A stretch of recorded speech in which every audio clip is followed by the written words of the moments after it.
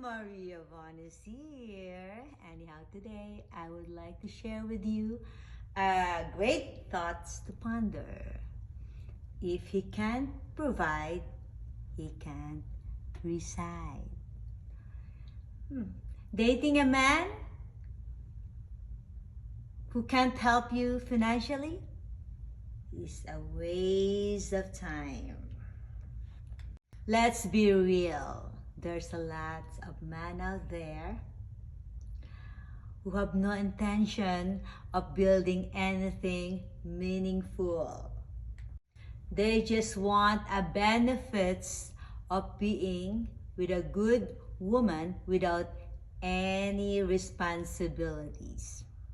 I'm not saying that he's going to pay the bills the moment he will meet her, but if he doesn't want to provide as the relationship grows, you are wasting your time.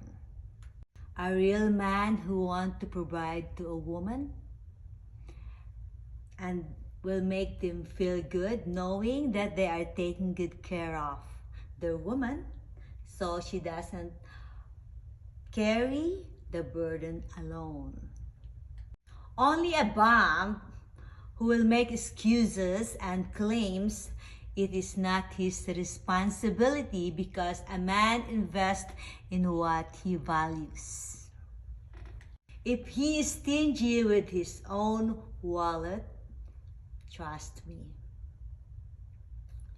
he is going to be stingy with his heart too.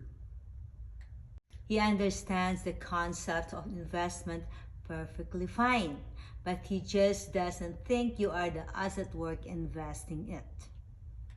Do not try to build a kingdom with a man who expects you to carry your bricks. That is not partnership. That is labor.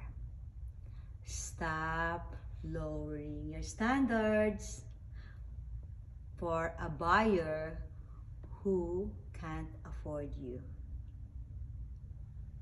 So, if he can't provide, he can't reside.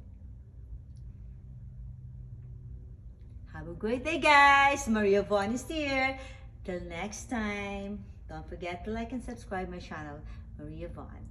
Bye.